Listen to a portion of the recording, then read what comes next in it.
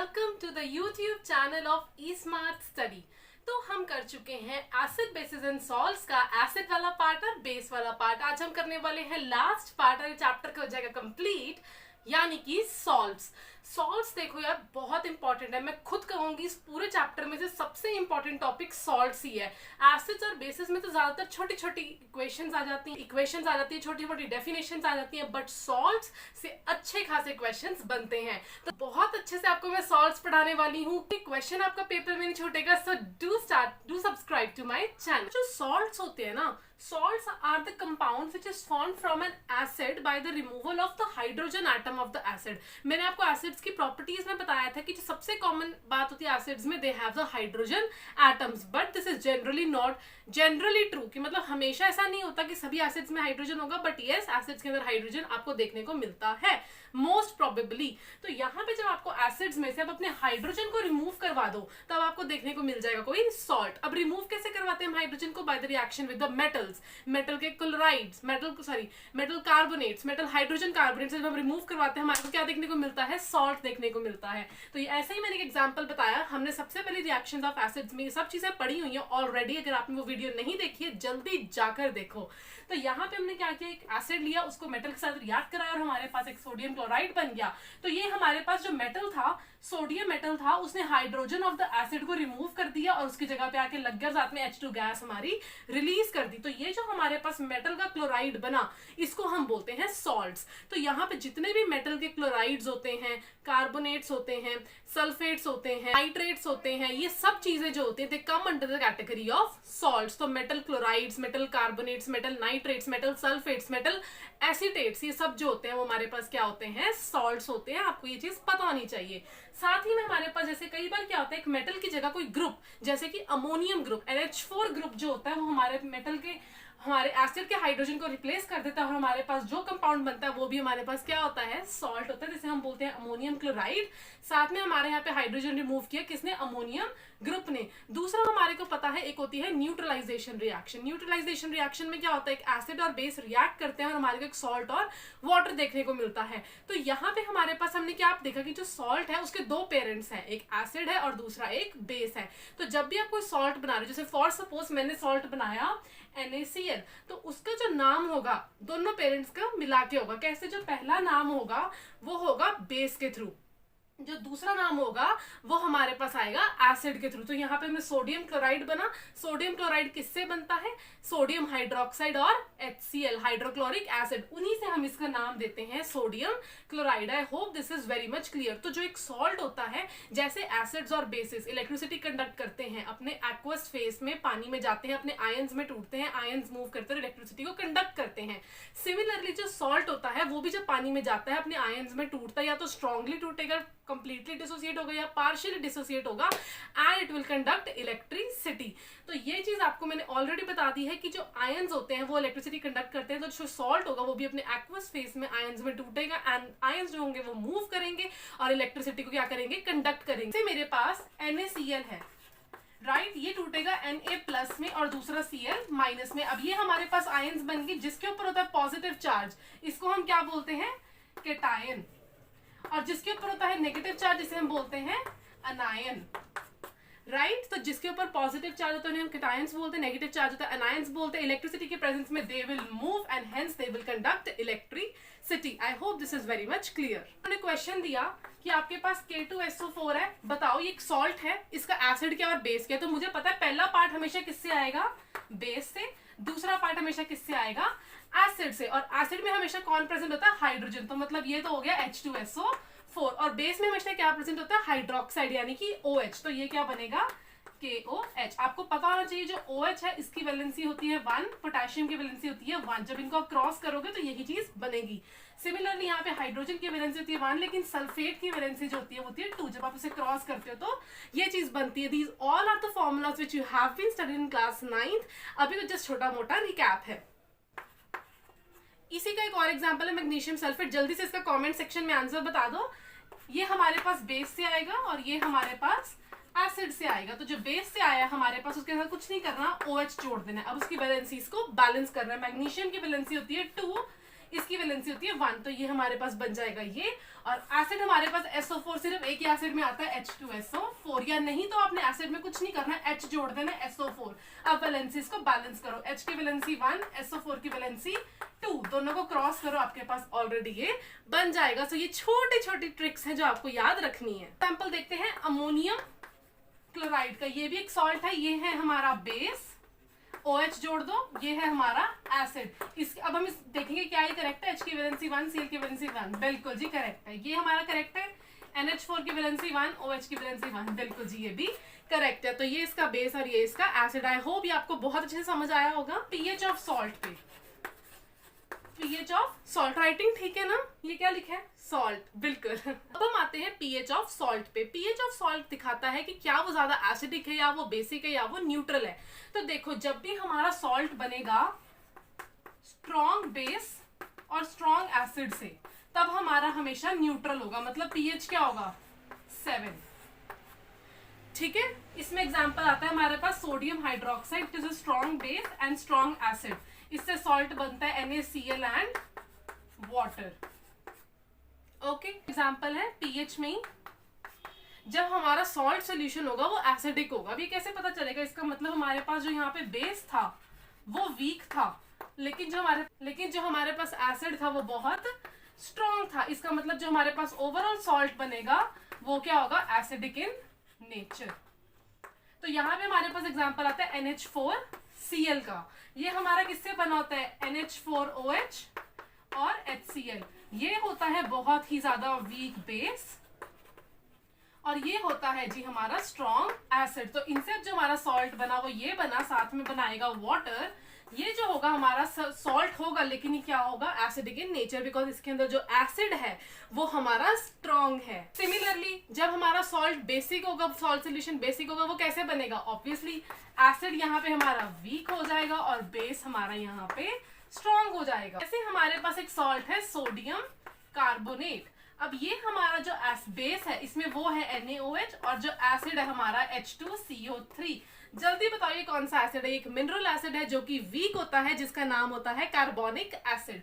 तो जब ये दोनों जुड़ते हैं हमारे पास ये सॉल्ट बनाते हैं और साथ में वाटर बनाते हैं। ये ज्यादा हमारा स्ट्रॉन्ग है, ये बेचारा हमारा वीक है, तो हमारे पास जो सोल्यूशन बनेगा it will be basic in nature.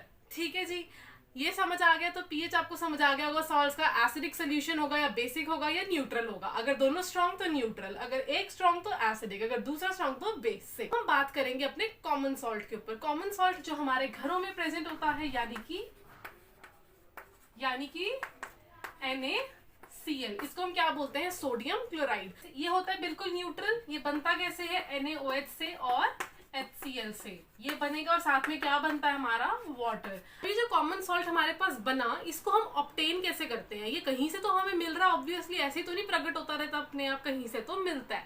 जो हमारे सीज होते हैं, है ना, जो हमारे समुद्र होते हैं, उनके अंदर होता है नमक, या हमारे टूथपेस्ट में भी नमक होता है जो हमारे सीज होते हैं उसमें होता है नमक। तो यहाँ पे क्या होता है, उन सीज का पानी लिया जाता है, बड़े बड़े पॉन्ड्स या लेक्स में रखा जाता है और सन के थ्रू उनको इवेपोरेट करवाया जाता है। तो जब पानी इवेपोरेट हो जाएगा, नीचे क्या बच जाएगा, सॉलिड सॉल्ट। तो यहाँ से हम अपने सॉल्ट को प्रिपेयर कर सकते हैं, लेकिन क्या वो सॉल्ट प्योर होगा, नहीं होगा, बिल्कुल नहीं होगा, क्योंकि यार उसमें कितना कुछ मिक्स होगा ना, सॉस, सी सॉल्ट भी प्रेजेंट होगा, सॉल्ट भी प्रेजेंट होगा, और भी इम्प्योरिटीज प्रेजेंट होंगी। तो क्या होता है, उसके बाद हम इसको अपने घर लेके आते हैं, जो सी सॉल्ट होता है ना उसको घर लेके आते हैं, घर में आके हम उसे प्योर करते हैं। ऐसा पॉसिबल है, नहीं है ऑब्वियसली। इसका मतलब जो हमारे पास अब इम्प्योर सॉल्ट मिला हमें, उसको लेबोरेटरी इंडस्ट्रीज के अंदर जाके प्योरीफाई किया जाता है, फिर उन्हें मार्केट्स में बेचा जाता है, हम अपने घर में लेके आके उसे यूज करते हैं। दूसरा हम यहाँ पे यूज कर सकते हैं रॉक सॉल्ट। देखो ऐसा माना जाता है कि बहुत एशियंट टाइम्स पहले, बहुत बहुत हजारों सालों पहले जो हमारे समुद्र थे वो बेचारे सूख गए। जब वो सूख गए उनका सॉल्ट बच गया। उनका जो सॉल्ट था वो अर्थ के ही क्रस्ट के अंदर, जो अर्थ का जो माइनिंग्स होती है, जैसे अर्थ की, जैसे हम कोल की माइनिंग करते हैं, उन जो हमारे deep with in the earth वो हमारा जमता गया और उनकी बहुत बड़ी बड़ी रॉक्स बन गई। किसकी रॉक बनी? सॉल्ट की रॉक बनी, इसलिए हम उनको बोलते हैं रॉक सॉल्ट्स। रॉक सॉल्ट्स क्योंकि वो जो सॉल्ट्स थे उनकी इतनी बड़ी बड़ी चट्टानें बन गई, फिर उनको तोड़ तोड़ के रॉक्स की तरह हम, मतलब सॉल्ट की तरह हम यूज करते हैं, तो इसीलिए हम इसको बोलते हैं रॉक सॉल्ट। तो दो तरह से हमारे पास जो सॉल्ट्स है वो हमने ऑब्टेन करे। अब यूजेस ऑफ कॉमन सॉल्ट, तो यूजेस तो कॉमन सॉल्ट के बहुत कॉमन है भाई, हम अपने घर में यूज करते हैं, खाना बनाने में, हमारे टूथपेस्ट में नमक होता है, बार बार टूथपेस्ट में नमक बोलती है। हमारा एक कॉमन सॉल्ट है ना, वो हमारी बहुत सारी चीजें बनाने का एक इनिशिएटर होता है। जैसे अगर हमारे को कोई मटर पनीर की सब्जी बनानी है, उसके लिए ऑब्वियसली मुझे क्या डालना पड़ेगा? मटर डालने पड़ेंगे और पनीर डालना पड़ेगा। उसके अंदर मैं आलू तो नहीं डाल दूंगी, है ना, तो उसमें मैं भिंडी तो नहीं डाल दूंगी, उसमें मेरे को मटर या पनीर डालना पड़ेगा। सिमिलरली हमारा जो कॉमन सॉल्ट होता है वो बहुत सारे प्रोडक्ट्स बनाने में यूज आता है। जैसे बेकिंग पाउडर हमारे कॉमन सॉल्ट से बनता है, बेकिंग सोडा हमारे कॉमन सॉल्ट से बनता है, ब्लीचिंग पाउडर कॉमन सॉल्ट से बनता है।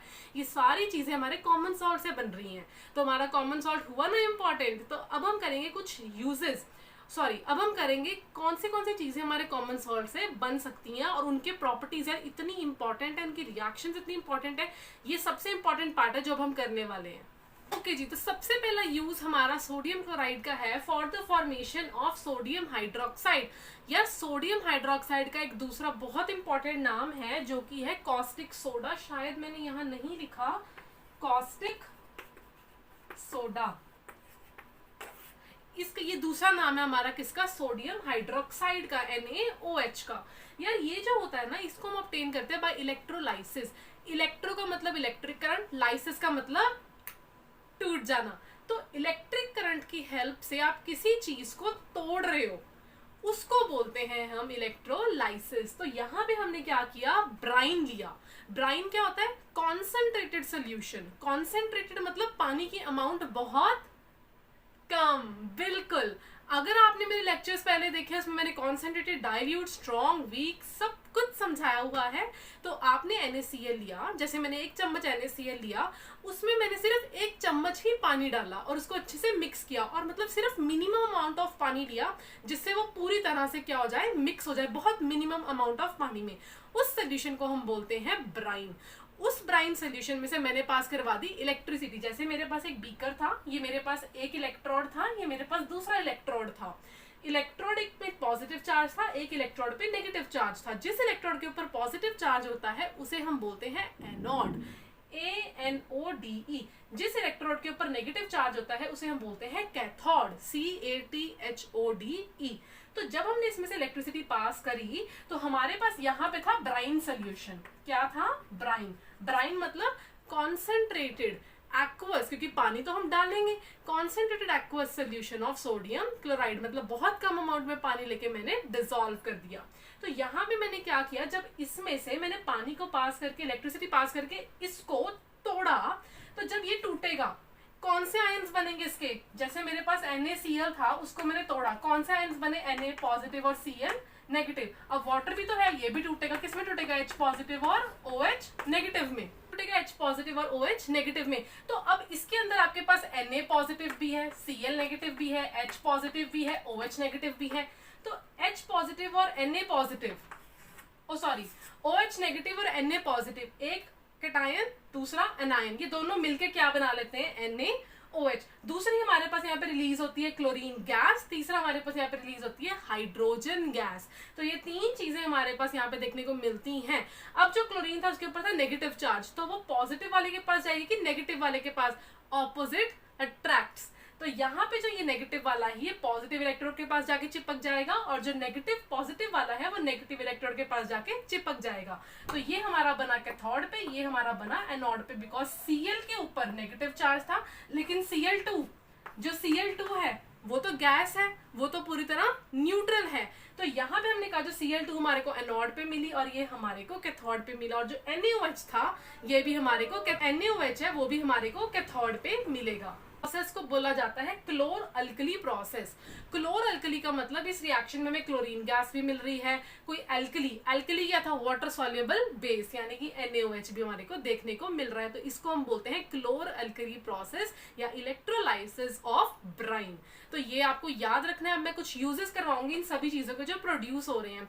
देखो जो यहाँ पे क्लोरीन गैस प्रोड्यूस हुई ये भी काफी हेल्प करेगी हमारे को, NaOH प्रोड्यूस हुआ ये भी हमारे को काफी हेल्प करेगा। तो ये हमारे पास थी पूरी की पूरी क्लोर अल्कली प्रोसेस। आई होप आपको समझ आई होगी for the formation of caustic soda. Caustic soda मतलब NaOH। जो अब हमने पढ़ने कुछ यूजेस ऑफ सोडियम हाइड्रोक्साइड यानी कि caustic soda, chlorine gas, hydrogen gas.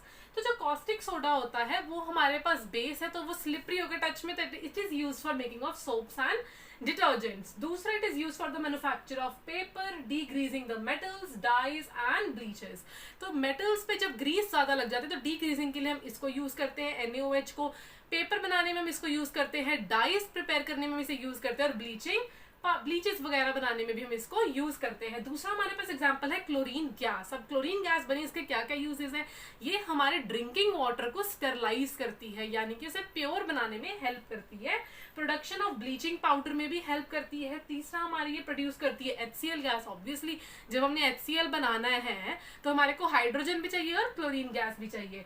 दूसरा ये ड्राई क्लीनिंग में भी हमारे को हेल्प करती है। तीसरा हमारे पास यूज आता है हाइड्रोजन गैस का, it is also use for the production of HCl। दूसरा अमोनिया फॉर्मेशन, अमोनिया मैंने अभी बताया था NH3 होता है। अब NH3 अमोनिया बनाने के लिए आपको N2 गैस चाहिए होती है और H2 गैस चाहिए होती है, तभी आप क्या बनाते हो, NH3। इसको जब आप बैलेंस करोगे तो वो कुछ ऐसे बैलेंस हो जाएगी। तो अमोनिया बनाने के लिए you need to required hydrogen as well as nitrogen. फिर हमारे पास यहाँ पे यूज होता है for the formation of methanol. Methanol होता है हमारे पास one type of an alcohol that is CH3OH। तीसरे हमारे पास ये है कि जो हमारे पास हाइड्रोजन जब लिक्विड फॉर्म में होता है, H2 जब लिक्विड फॉर्म में होता है तो हम इसको रॉकेट्स के अंदर यूज करते हैं फॉर शू पर जाने के लिए, ठीक है। तो it is used as a fuel for the rockets as well but in the liquid form. हम आगे हैं कॉस्टिक सोडा के बाद सोडियम क्लोराइड के बाकी प्रोडक्शंस के ऊपर कि और कहाँ यूज होता है, और यूज होता है प्रिपरेशन ऑफ वॉशिंग सोडा में। यार देखो रिएक्शंस देख के ये मत सोचना कि अब हम इतनी सारी थोड़ी लर्न करेंगे, इसकी कोई ट्रिक बताओ, ये बताओ। हमने भी तो लर्न करी है ना, आपको भी करनी पड़ेंगी। अच्छे से समझ के लर्न करो। कौन कह रहे रट्टे मारो, मैं तो कहती हूँ रट्टे नहीं मारने। जब भी आपको लगे कि रट्टे बज रहे हैं आप वहीं पे बंद कर दो वीडियो को, अच्छे से समझो, रिएक्शन को अंडरस्टैंड करो और उसको अच्छे से पता करो। लर्न करनी पड़ेंगी रिएक्शंस, तो यार लर्न करनी पड़ती हैं, बट वो हो कैसे रही है वो आपको पता होना चाहिए। दूसरा अब हम यहाँ पे बनाएंगे वॉशिंग सोडा। वॉशिंग सोडा हमारे पास यहाँ पे होता है सोडियम कार्बोनेट 10 वाटर के क्रिस्टलाइजेशन, 10 वाटर ऑफ क्रिस्टलाइजेशन मतलब 10 वाटर के मॉलिक्यूल्स जब किसी भी कंपाउंड के साथ जुड़ जाएं उन्हें हम बोलते हैं वाटर ऑफ क्रिस्टलाइजेशन। तो यहाँ पे 10 जुड़े हैं तो इसका नाम बन जाएगा डेका हाइड्रेट। हाइड्रेट का मतलब पानी, तो डेका हाइड्रेट। अच्छा अगर इसमें से मैं पानी को रिमूव कर दूं तो ये क्या बन जाएगा, एनहाइड्रस, की मतलब पानी उड़ गया, एनहाइड्रस या एनहाइड्रेटेड। तो ये हमारे पास सोडियम कार्बोनेट डेकाहाइड्रेट है जिसे हम बोलते हैं वॉशिंग सोडा। तो अभी तक हमने क्या पढ़ लिया है, कॉस्टिक सोडा। कॉस्टिक सोडा क्या होता है, NaOH। ये हम साथ साथ इसको रिकैप करते हुए ही चलेंगे। तो सबसे पहले हमने पढ़ा है कॉस्टिक सोडा, NaOH बनता कैसे है, ब्राइन को लेना है, उसको इलेक्ट्रोलाइसिस करवा देना है, हमारे पास NaOH देखने को मिलेगा, Cl2 देखने को मिलेगा, H2 गैस देखने को मिलेगी। अब हम पढ़ेंगे वॉशिंग सोडा। वॉशिंग सोडा है सोडियम कार्बोनेट डेकाहाइड्रेट यानी कि 10 molecules of water of crystallisation. अब ये बनता कैसे है, देखो सबसे पहले हमने अपना NaCl सॉल्ट लिया, क्योंकि अब हर चीज सॉल्ट से ही प्रिपेयर कर रहे हैं। तो हमने यहाँ पे सॉल्ट लिया, उसको हमने अमोनिया के साथ रिएक्ट कराया। अभी मैंने आपको बताया अमोनिया बनता भी कैसे है, नाइट्रोजन और हाइड्रोजन को जोड़ देते हो तो अमोनिया बन जाता है NH3। दूसरा यहाँ पे यूज करेंगे वाटर और कार्बन डाइऑक्साइड। जब हम इन सबको जोड़ेंगे हमारे पास बनेगा NaHCO3। NaHCO3 तो इसको हम पढ़ेंगे सोडियम हाइड्रोजन कार्बोनेट या सोडियम बाइकार्बोनेट, ठीक है। सोडियम हाइड्रोजन कार्बोनेट या सोडियम बाइकार्बोनेट, कोई भी एक वर्ड लिखो, दोनों सही है। दूसरा हमारे पास बनेगा यहाँ पे अमोनियम क्लोराइड, एक सॉल्ट यहाँ भी बन रहा है, तो ये भी एक सॉल्ट है, ये भी एक सॉल्ट है, राइट। तो ये जो बना इसको हमने कर दिया हीट। जब भी हम किसी भी कंपाउंड को हीट करते हैं तो वो हो जाता है decompose, decomposition reaction takes place. तो यहाँ पे अभी क्या बनेगा, sodium hydroxide Na2CO3 H2 and CO2, H2O बन जाएगा और CO2। तो NaCO3 को जब हम तोड़ देंगे तो एक सोडियम कार्बोनेट, क्योंकि हमने वो प्रिपेयर करना है तो इसको याद रखो यही बनेगा। दूसरा हम यहाँ पे बनाएंगे CO2 और तीसरा हमारे पास यहाँ पे बनेगा H2O। तो यहाँ पे जब ये बन गया तो सोडियम कार्बोनेट के पास, अब हमने सोडियम कार्बोनेट तक तो प्रिपेयर कर लिया, मतलब हमारे पास एनहाइड्रस फॉर्म आ गई। अच्छा, मैं इसमें डाल दूंगी पानी। कितना पानी डालूंगी? 10 मोल्स। जब मैं 10 मॉलिक्यूल्स वाटर के यहाँ पे ऐड करूंगी तो मेरे पास बनेगा सोडियम कार्बोनेट डेकाहाइड्रेट, जिसके अंदर 10 molecules of water of crystallisation है। तो ये हमारे पास पूरी रिएक्शन थी, कुछ नहीं था। सबसे पहले NaCl, फिर हमने लिया यहाँ पे अमोनिया, H2O एंड CO2, इनको रिएक्ट कराया सोडियम बाइकार्बोनेट। ये जब हमारे पास बन गया, इसको हमने हीट करवाया सोडियम कार्बोनेट। अब सोडियम कार्बोनेट तो नहीं चाहिए हमें, तो 10 मॉलिक्यूल्स के साथ चाहिए, तो हमने इसमें वाटर ऐड करा और हमारे पास सोडियम हाइड्रोजन का सोडियम कार्बोनेट डेकाहाइड्रेट बन गया। I hope this is very much clear. अब हम इसके छोटे मोटे यूजेस पढ़ेंगे तो हमारा ये टॉपिक भी खत्म हो जाएगा। Properties of washing soda. देखो, जो वॉशिंग सोडा की प्रॉपर्टीज होती हैं वो क्या है? सबसे पहले it is transparent crystalline solid, कि मतलब वो बिल्कुल ट्रांसपेरेंट है, क्रिस्टलाइन सॉलिड है। दूसरा, ये अल्कलाइन है नेचर में, सोडियम कार्बोनेट है अल्कलाइन है नेचर में, तो वो रेड लिटमस को ब्लू में टर्न करेगा। दूसरा, यहाँ पे क्या करते हैं, डिटर्जेंट होती है, कुछ डिटर्जेंट क्लीनिंग प्रॉपर्टीज। अब ये क्या जितना भी आप कपड़ों को जब आप वॉश करते हो तो उनके डिटर्जेंट्स वगैरह में ये प्रेजेंट होता है। क्या करता है, जो कपड़ों के अंदर डर्ट या ग्रीस होती है उनको कम करके एक वाटर सॉल्यूबल कंपाउंड बनाता है। वाटर सॉल्यूबल मतलब जो पानी में डिसॉल्व हो जाए। तो जब आप उन गंदे कपड़ों को डिटर्जेंट से जिन्होंने आपने साफ किया, उनको जब आप पानी में डालते हो तो ये जो वाटर सॉल्यूबल कंपाउंड है, जिस पानी में आपने कपड़े को डाला वो उसी के अंदर ही डिसॉल्व हो गया। और जब आप बाहर कपड़ा निकालते हो,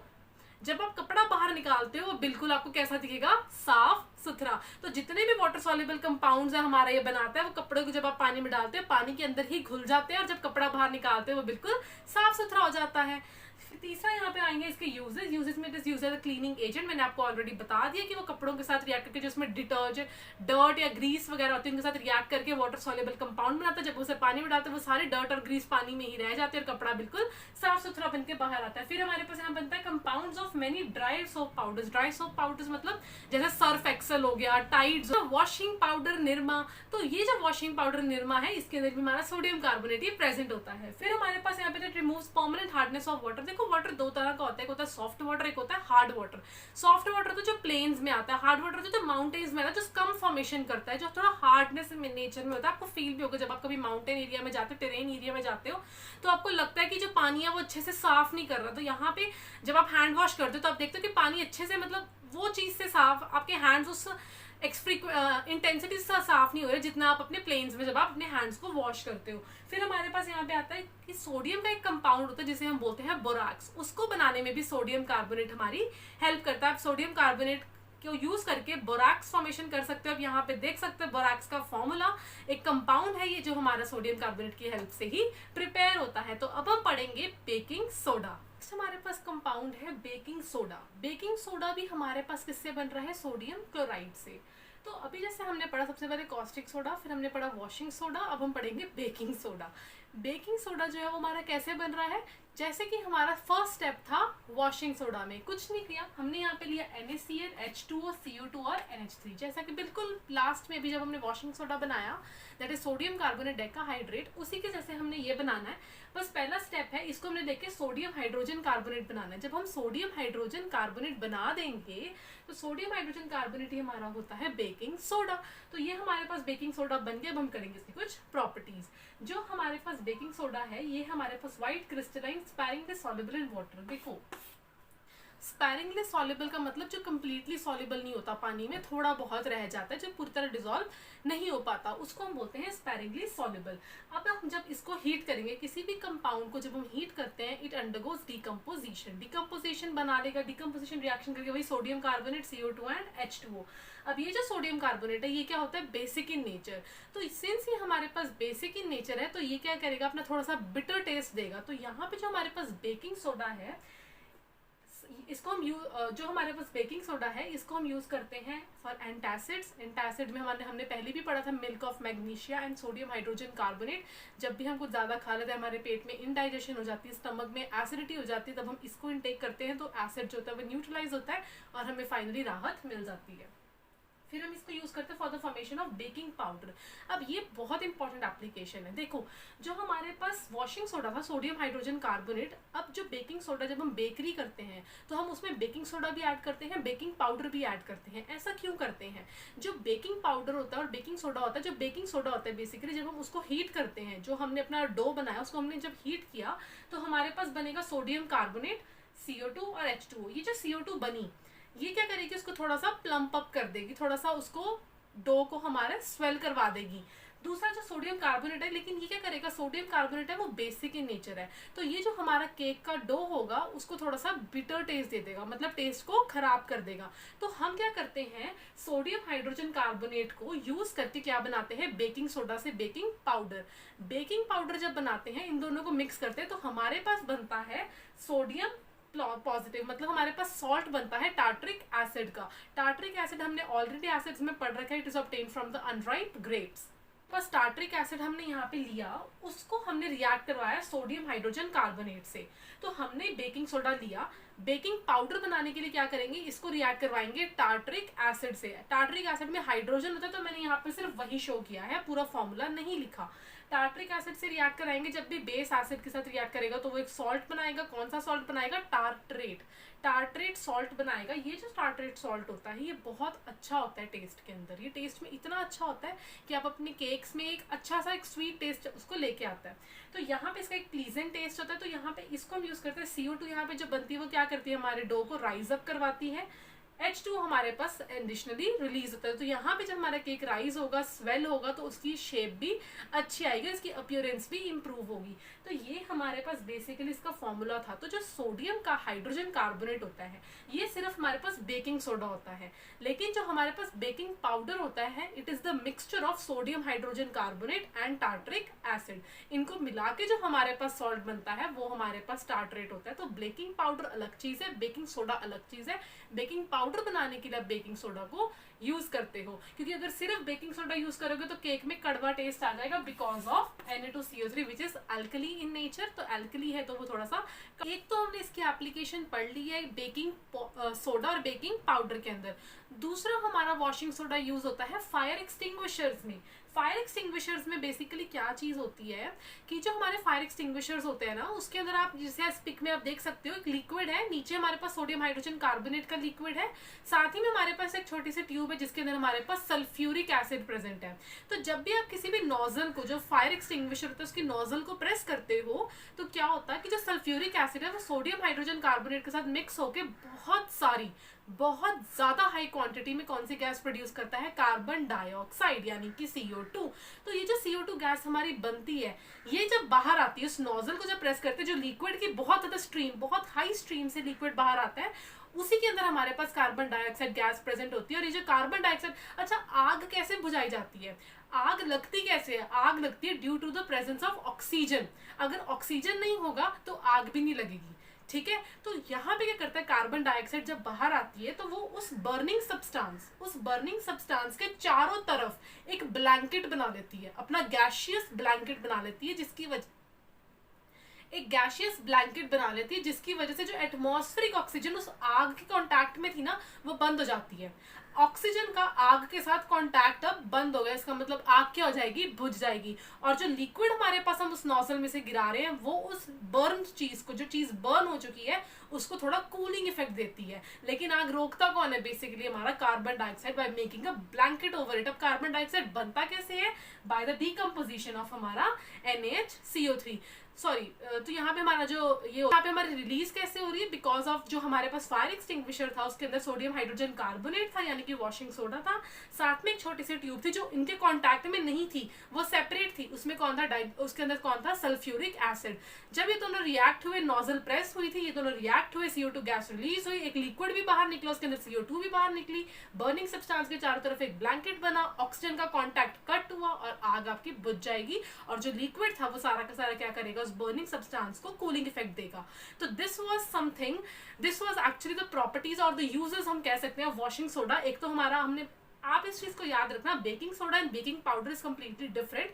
बेकिंग सोडा सिर्फ हमारा सोडियम हाइड्रोजन कार्बोनेट है, और जो बेकिंग पाउडर है वो हमारा मिक्सचर है सोडियम हाइड्रोजन कार्बोनेट का और टार्टरिक एसिड का, दोनों मिलकर एक सॉल्ट बनाते हैं जिसे हम बोलते हैं टार्टरेट सॉल्ट, जिसका अच्छा प्लीजेंट टेस्ट होता है, उसे हम केक्स वगैरह में यूज करते हैं। और जो CO2 गैस रिलीज हो रही है हमारे केक को एक प्लम्प अप स्वेल देता है, एक प्लम्प अप स्वेल देता है, जिससे वो काफी ज्यादा स्वेल हो जाता है और हमारा केक का बैटर जो होता है वो सॉफ्ट और स्पॉन्जी हो जाता है। तो अब हम पढ़ेंगे ब्लीचिंग पाउडर। ब्लीचिंग पाउडर हमारा बनता है कैल्शियम हाइड्रोक्साइड से और क्लोरीन गैस से। इनको जब आप रिएक्ट कराते हो आपके पास बनता है कैल्शियम ऑक्सीक्लोराइड और साथ में H2O। देखो जो कैल्शियम ऑक्सीक्लोराइड है जो हमारा ब्लीचिंग पाउडर है, इसका कुछ काम नहीं होता, इसका काम होता है किसी भी कलर को वैनिश करना। जब आप कोई कलर को वैनिश करना चाहते हो वो कब होगा, जब आप कोई ऑक्सीडाइजेशन करवाओगे, ऑक्सीडेशन प्रोसेस करवाओगे। ऑक्सीडेशन प्रोसेस क्या होता है, एडिशन ऑफ ऑक्सीजन। तो किसी भी कलर को जब आपने रिमूव करवाना है तो आपको उसके लिए ब्लीचिंग करनी पड़ती है, उसके लिए हम यूज करते हैं हमारा ब्लीचिंग पाउडर। ब्लीचिंग पाउडर में हमारे पास क्या होता है, कुछ नहीं होता, हमारे पास क्लोरीन गैस होती है। देखो जो क्लोरीन गैस है उसे हम एज इट इज स्टोर नहीं करके रख सकते, बहुत डिफिकल्टी से वो स्टोर होती है बिकॉज, तो यहाँ पे हमारे पास क्या होता है वो बहुत डिफिकल्टी से स्टोर होती है। तो यहाँ पे हम क्या करते हैं, एक कंपाउंड ही बना लेते हैं जिसे हम बोलते हैं ब्लीचिंग पाउडर। उसके अंदर हम क्लोरीन गैस को आराम से स्टोर करके रखते हैं और फिर जब हमें यूज करना होता है तो हम उसकी जब ब्लीचिंग प्रॉपर्टी हमें यूज करनी होती है हम उसको डिकम्पोजिशन रिएक्शन करवा लेते हैं। तो हमारे पास यहाँ पे हम स्लेक्ड लाइम यूज करेंगे। तो यहाँ पे हमारे पास दो होते हैं, एक होता है क्विक लाइम CaO, एक होता है स्लेक्ड लाइम CaOH ट्वाइस। जो स्लेक्ड लाइम होता है ना, यहाँ पे हम वो यूज करते हैं ड्राई स्लेक्ड लाइम को यूज करते हैं, उसको रिएक्शन करवाते हैं क्लोरीन गैस के साथ और हमारे पास यहाँ पे बनता है कैल्शियम ऑक्सीक्लोराइड CaOCl2 और साथ में हमारे पास बनता है वाटर H2O। तो कैल्शियम ऑक्सीक्लोराइड जो हमारे पास यहाँ पे बना, यही है हमारे पास ब्लीचिंग पाउडर। ये जो ब्लीचिंग पाउडर इसके अंदर हमारे पास क्लोरीन गैस हमारे पास ऑलरेडी स्टोर्ड है। अब इसको हम कैसे बताएंगे वो हम आगे पढ़ेंगे। तो ये हमारे पास व्हाइट पाउडर है, इसके अंदर क्लोरीन की आपको स्मेल देखने को मिल जाएगी। दूसरा, ये पानी के अंदर सॉल्युबल होता है, लेकिन जो थोड़ा बहुत इनसॉल्युबल ये पानी के अंदर रह जाता है that is because of the dry slaked lime. Dry slaked lime की वजह से पानी के अंदर थोड़ा बहुत इनसॉल्युबल रह भी जाता है। फिर हमारे पास इसको हम बनाते कैसे, देखो जब भी हम हमारे पास कैल्शियम ऑक्सीक्लोराइड ले रहे हैं यानी कि ब्लीचिंग पाउडर ले रहे हैं, इसको हम क्या करवाते हैं किसी एसिड के साथ। एसिड होना चाहिए डाइल्यूट, चाहे वो H2SO4 है चाहे वो HCl है। इसको डाइल्यूट एसिड के साथ जब आप रिएक्ट करवाओगे आपको देखने को मिलेगा calcium sulphate, chlorine gas and water. जो कैल्शियम सल्फेट, क्लोरीन गैस और जो वाटर आपके पास यहाँ पे बना, अब इसमें जो क्लोरीन है वो हो गई फ्री। अब ये जो क्लोरीन है ये एक्ट करती है एज अ ब्लीचिंग एजेंट और एन ऑक्सीडाइजिंग एजेंट। तो बेसिकली काम इसका कुछ नहीं होता, इसमें सिर्फ हमारा Cl2 का काम होता है, उसको स्टोर करके रखते हैं, उसी को यूज करते हैं by an action of acid. जब भी आप किसी एसिड के साथ रिएक्ट कराओगे ब्लीचिंग पाउडर से, Cl2 फ्री हो जाएगी। Cl2 ब्लीचिंग पाउडर है, मतलब ब्लीचिंग एजेंट है, वो क्या करेगी, कलर्ड सब्सटेंस को कलरलेस कर देगी। डिस्कस करेंगे कुछ uses of our bleaching powder. Bleaching powder के काफी यूजेस हैं, जैसे हम उसे टेक्सटाइल इंडस्ट्रीज में यूज कर सकते हैं क्योंकि वो क्या करता है, कलर्स को डीकलराइज करने में हेल्प करता है, कलर्स को चेंज करने में हेल्प करता है। ऑब्वियसली अगर आप एक कलर को डीकलराइज करोगे उसके ऊपर दूसरा कलर भी तो चढ़ा सकते हो, और डाइंग में हेल्प करता है। तो यहाँ पे हम उसे कॉटन, लिनन, टेक्सटाइल इंडस्ट्रीज में यूज करते हैं। दूसरा, हम जब पेपर इंडस्ट्री में वुड पल्प जो होता है हमारा, जो हमारा पेपर बनाने का स्टार्टिंग मटेरियल होता है, उसको भी ब्लीच करने में हेल्प करते हैं। दूसरा हमारा यूज करता है cleaning the water, disinfection of water, क्योंकि हमारे को पता है ब्लीचिंग पाउडर में हम किसको स्टोर कर रहे हैं। आपको पता है कि ब्लीचिंग पाउडर में हम स्टोर कर रहे हैं क्लोरीन गैस, और क्लोरीन को हम स्टोर कर रहे हैं, और ये जो क्लोरीन होता है ये हमारे वाटर को क्लीन करने में भी हेल्प करता है, तो इसीलिए it is also use as cleaning water. तीसरा हमारा यूज करता है for manufacture of chloroform, CHCl3 को ऑफ क्लोरोफॉर्म, CHCl3 इसको हम बोलते हैं क्लोरोफॉर्म। इसमें भी क्लोरीन कंपोनेंट हमारा होता है, तो इसमें हम इसको यूज करते हैं। Next its use in oxidising agent in the chemical industry. Oxidising agent हमारा ब्लीचिंग हमारा होता है क्लोरीन, और वही क्लोरीन ऑक्सीडाइजिंग एजेंट काफी हमारी केमिकल रिएक्शंस में हेल्प करता है और हमारे को प्रोडक्ट देता है। तो अब हम पढ़ने वाले हैं नेक्स्ट थिंग जो हमारे सॉल्ट से ही प्रिपेयर होती है, जिसे हम बोलते हैं पॉप, जिसे हम बोलते हैं POP। तो next compound that is plaster of Paris, POP, which is very important, और इसको हम पूरे डिटेल में स्टडी करें। नेक्स्ट अब हम पढ़ेंगे प्लास्टर ऑफ पेरिस यानी कि POP। Plaster of Paris is nothing but basically it is calcium sulphate, hemihydrate, calcium sulphate hemihydrate या हाफ हाइड्रेट। तो कैल्शियम सल्फेट का हाफ हाइड्रेटेड फॉर्म को हम क्या बोलते हैं, मैंने आपको बताया था जब भी किसी कंपाउंड के साथ यहाँ पे आप वाटर लगा देते हैं हम वाटर ऑफ हाइड्रेशन बोलते हैं, या हम इसे बोलते हैं वाटर ऑफ क्रिस्टलाइजेशन, या हम इसे बोलते हैं वाटर ऑफ क्रिस्टलाइजेशन। तो ये हमारे पास यहाँ पे आधा मॉलिक्यूल है वाटर का इस कंपाउंड के साथ, तो ये होता है हमारा पीओपी। अब पीओपी जो है वो सबसे पहले बनी थी जिप्सम को हीट करके। जिप्सम एक कंपाउंड होता है calcium sulphate dihydrate, calcium sulphate dihydrate, इसे हम बोलते हैं जिप्सम। ठीक है, तो जिप्सम एक कंपाउंड होता है, इसे सबसे पहले क्या किया, पेरिस में हीट किया गया और फिर जो हमारे पास कंपाउंड बना उसको प्लास्टर्स में यूज किया गया, तो इसीलिए इसका नाम पड़ गया प्लास्टर ऑफ पेरिस। तो जिप्सम को जब हमने हीट किया 100 डिग्री सेल्सियस के ऊपर, तब इसने हमारे को कैल्शियम सल्फेट हेमीहाइड्रेट दे दिया। इसका मतलब इसने क्या बना दिया, प्लास्टर ऑफ पेरिस बना दिया। तो यहाँ पे हमारे पास साथ में क्या लूज हुआ, 3/4 हमारे पास वाटर जो है यहाँ पे लूज हुआ, मतलब 1.5 मॉलिक्यूल ऑफ वाटर हमारा यहाँ पे लूज हुआ है, 3/4 हमारा वाटर जो है यहाँ पे लूज हुआ और हमारे पास कैल्शियम सल्फेट हेमीहाइड्रेट हमें मिल गया, which is also called POP. अब यहाँ पे मैंने 100 डिग्री सेल्सियस को बहुत ज्यादा अंडरलाइन करके रखा हुआ है, क्यों, क्योंकि अगर 100 डिग्री सेल्सियस से थोड़ा सा भी ज्यादा अगर आपने जिप्सम को बर्न कर दिया तो ये सारा का सारा पानी जो है वो हो जाएगा रिमूव, मतलब पानी सारा का सारा हो जाएगा इवेपोरेट और हमारे पास सिर्फ CaSO4 बच जाएगा, कैल्शियम सल्फेट बच जाएगा। इससे हमें क्या पता चलता है, जो कैल्शियम सल्फेट है इसे हम बोलते हैं डेड बर्न्ड प्लास्टर। ये जो हमारे पास अब बच गया, क्योंकि अगर हमने इसे 100 डिग्री सेल्सियस से ज्यादा हीट कर दिया तो हमारे पास बच गया डेड बर्न्ड प्लास्टर। अब ये जो डेड बर्न्ड प्लास्टर है इसमें आप पानी पिलाई जाओ, इससे आपको वो कंसिस्टेंसी नहीं मिलती जो कि पीओपी से मिलती है और आप इसको प्लास्टर्स में यूज करते हो, तो यहाँ पे ये हमारा ज्यादा किसी काम का नहीं होता। तो चलेंगे कुछ uses of plaster of Paris. तो अब हम डिस्कस करेंगे कुछ important properties of plaster of Paris. इसमें सबसे पहली प्रॉपर्टी ये है कि it sets into a hard mass जब आप इसे पानी के साथ मिक्स करते हो। देखो, जब भी आप प्लास्टर ऑफ पेरिस को पानी के साथ मिक्स करते हो, यानी कि CaSO4.12H2O को जब मैं पानी के साथ मिक्स कर रही हूँ तो ये हमारे पास बना देगा CaSO4.2H2O।